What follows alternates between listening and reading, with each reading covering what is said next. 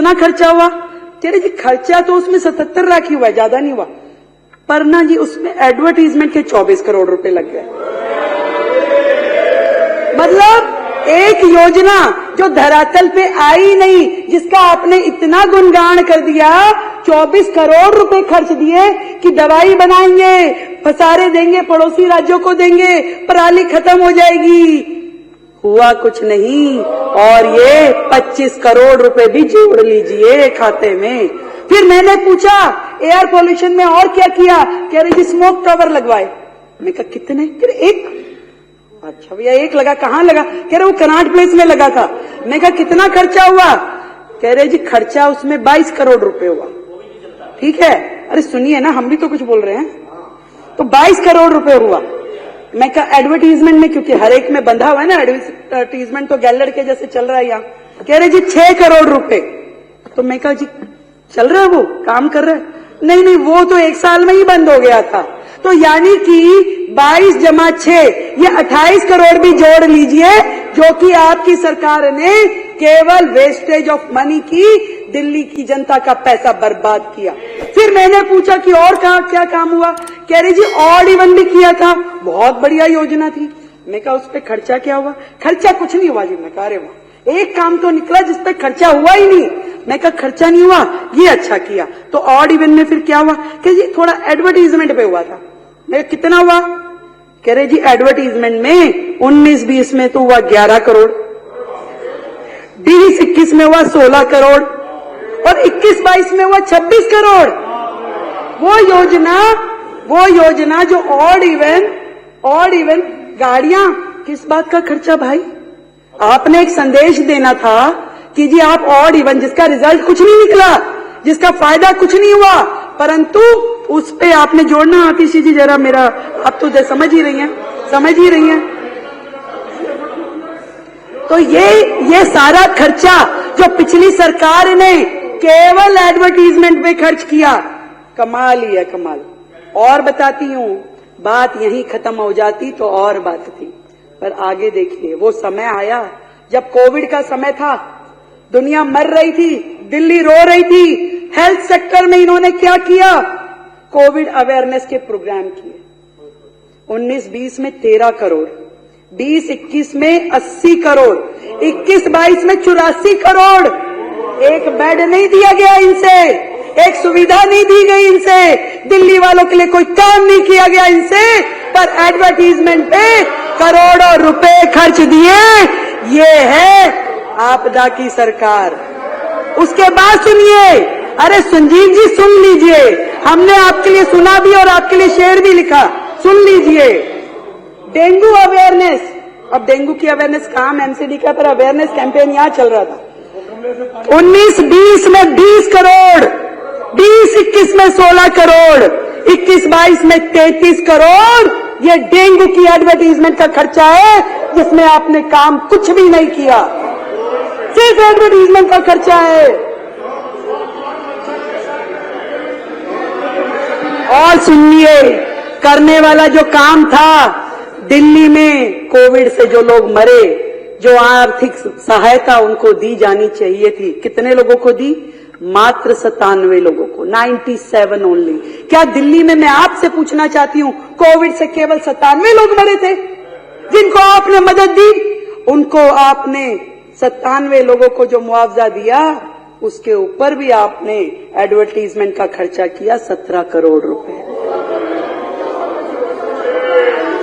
17 करोड़ रुपए जोड़ लीजिए, कुछ शर्म के साथ में जोड़िए सरकार के ये सारे खर्चे।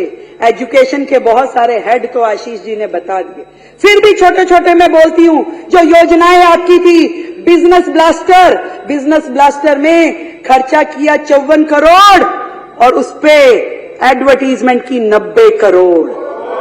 देश के मेंट्योर खर्चा किया 1 करोड़ रुपए और उस पे एडवर्टीजमेंट करी 28 करोड़ रुपए की। हैप्पीनेस कैरिकुलम जिसमें खर्चा किया 20 करोड़ रुपए, नहीं खर्चा कुछ नहीं किया, ये एड है, सॉरी, एड की 11 करोड़ की और 20 करोड़ की और उस पे खर्चा किया 3 करोड़ रुपए।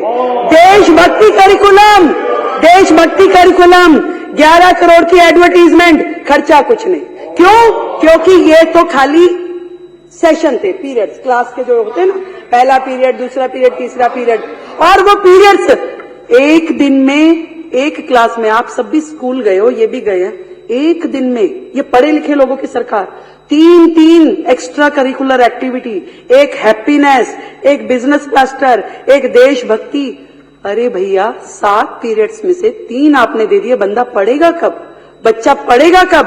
पढ़ेगा नहीं तो फेल ही होगा। जिन 1.5 लाख बच्चों को आपने बाहर किया, तो आपने ना केवल फंड की चोरी की, आपने दिल्ली की जनता की ये समय की चोरी भी की, उनकी पढ़ाई की भी चोरी करी, भविष्य के बच्चों के भविष्य की भी चोरी करी। एक और बताती हूं, दिल्ली स्पोर्ट्स यूनिवर्सिटी खर्चा किया 7 करोड़ रुपए एडवर्टीजमेंट पे, और है कहां है भाई? कहां है दिल्ली स्पोर्ट्स यूनिवर्सिटी? आज तक केवल कागजों में है, वो कहीं नहीं है दिल्ली स्पोर्ट्स यूनिवर्सिटी। ये हाल है सरकार का। एक थी Delhi skill and entrepreneur university, 25 crore रुपए एडवर्टीजमेंट का खर्चा, कहां है? कागजों में, कहीं नहीं पहुंची, एक कदम भी नहीं बढ़ी योजना। 25 करोड़ रुपए और 36 डिग्री एडवर्टीजमेंट, कहां? सोशल मीडिया पे भी करेंगे, अखबारों में भी करेंगे, वो भी देश भर में करेंगे, और उसके बाद में चैनल्स पे भी होगा, उसके बाद में हर जगह योजना, गुणगान, स्वयं स्तुति, खुद ही अपना पूरा गुणगान करते रहते थे। क्लासरूम की कहानी आपने बताई दी, पर क्लासरूम जितने बने, पहले कमरा बना 15 लाख रुपए में, फिर वो हो गया 25 लाख में, फिर हो गया 45 लाख रुपए में। एक कमरा 45 लाख का। अब वो देख के आने भाई, वो कमरे देख के आने जो 45 लाख में बने। मुझे लगता है कि हमारी सरकार 2000 कमरे, 7000 कमरे जहां जहां भी बनाएगी, वो तो 45 लाख रुपए में तो बहुत सारे कमरे बन जाएंगे। वहां से भी पैसा बचेगा, उसको भी जोड़ लीजिए, उसको भी नोट कर लीजिए सर। बात हो रही थी, पैसा बहुत आ जाएगा, चिंता ना करिए। ये डबल इंजन की सरकार है, आपको चिंता करने की आवश्यकता नहीं है कि पैसा कहां से आएगा।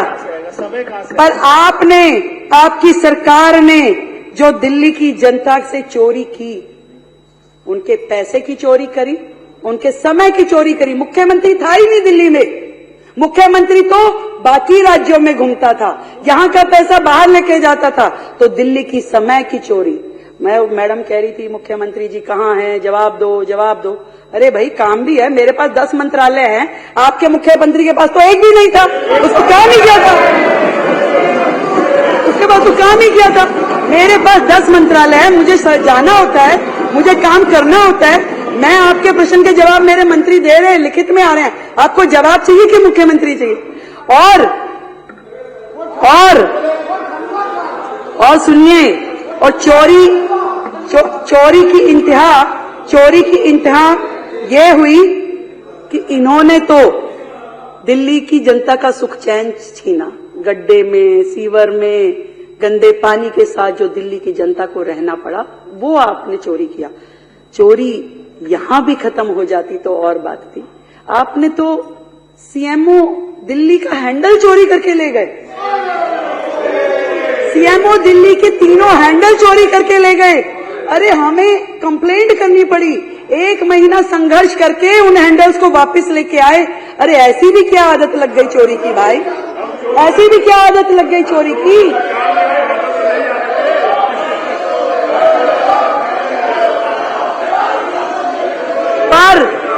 पर मैं बताती हूं,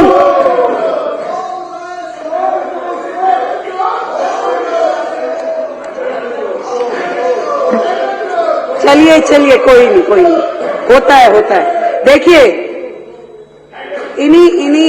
इन्हीं विघ्नों के साथ हमें ये सरकार चलानी पड़ेगी।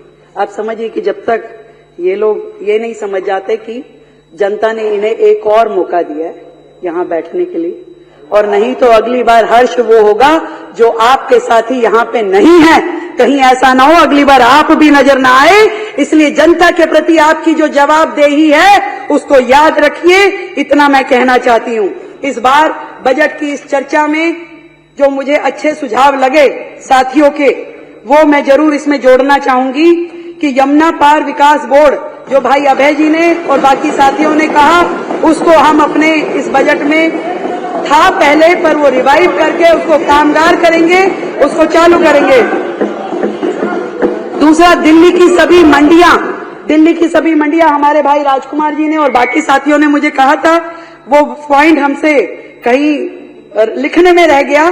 तो दिल्ली की मंडियों का सुधार, विकास कार्य, इसको भी हम पूरी शिद्दत के साथ करेंगे। मैं इस सदन को ये बताना चाहती हूँ। और एक और बड़ा सुंदर सुझाव हमारे साथियों की ओर से आया कि दिल्ली जो है, अलग अलग राज्यों का यहाँ पे परिवेश है, हर राज्य के लोग यहाँ रहते हैं, वो अभिन्न अंग हैं दिल्ली का। तो दिल्ली सरकार अब से जिस भी राज्य का स्टेट डे आएगा, उस स्टेट डे को दिल्ली सरकार के द्वारा मनाया जाएगा। और अब सबसे पहला जो स्टेट डे है, उड़ीसा का दिन है, 1 तारीख को, 1 अप्रैल को, तो दिल्ली सरकार उसका आयोजन करेगी, उसे मनाएगी भव्यता के साथ और आप सबको भी बुलाएगी। मैं इस सदन के आगे इस बजट पे जो आप सबने चर्चा करी और जो बाकी बातें अलग अलग साथियों ने कही, मुझे लगता है कि उनको एक बार और बजट दोबारा से पढ़ लेना चाहिए कि कम है, ज्यादा है, हर चीज में ज्यादा है, हमने कहीं नहीं घटाया।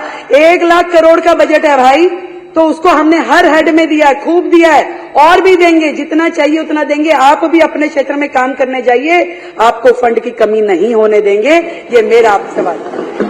इतना ही कह सकती हूं आज इस सदन के आखिरी में कि वसुधा का नेता कौन हुआ, वसुधा का नेता कौन हुआ, भूखंड का विजेता कौन हुआ, अतुलित यश क्रेता कौन हुआ, नवधर्म प्रेरणाता कौन हुआ। फिर से बोलती हूँ, वसुधा का नेता कौन हुआ, भूखंड विजेता कौन हुआ, अतुलित यश क्रेता कौन हुआ, नवधर्म प्रेरणाता कौन हुआ, जिसने ना कभी आराम किया, विघटनों में रह के काम किया।